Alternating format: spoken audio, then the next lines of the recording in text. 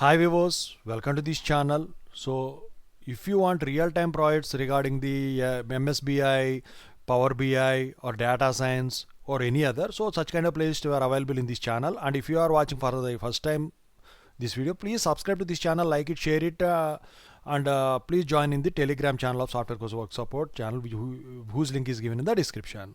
So in this video I am going to discuss about the Power Query. So in Power BI you will be having an option called as Power Query. So Power Query is used to perform the ETL operations such as extract, transform, load operations. So that will be done by using the Power Query sections.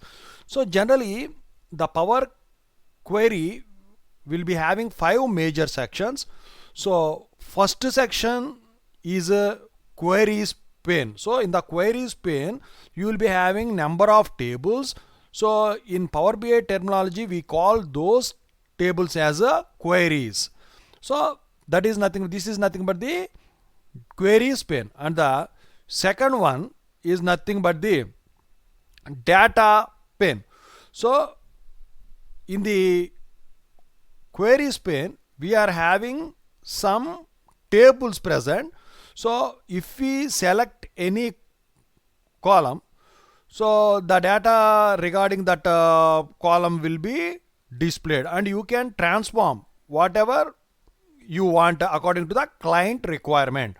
And coming to the third one, that is nothing but Power Query ribbon. So the Power Query ribbon consists of multiple tabs. So for example, if you want to load the data by using different data sources, so get data sources. So different types of data sources were shown here.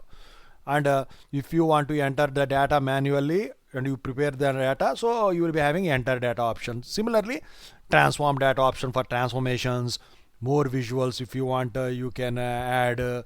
So such kind of things will be there. And if you want to publish also, you will be having a publish option tab.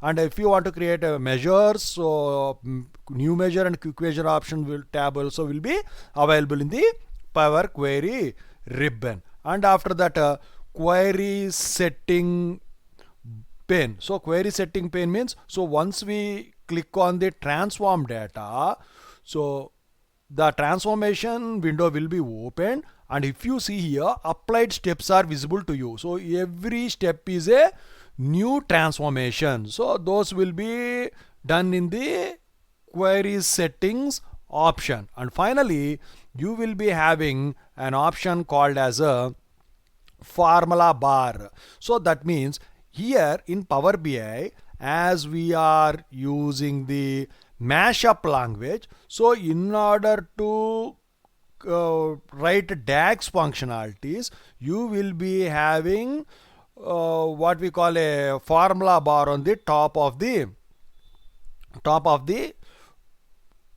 data pane. So by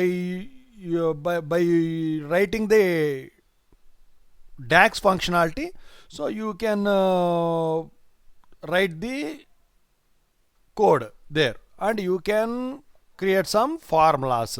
So this is about the Power Query in Power BI.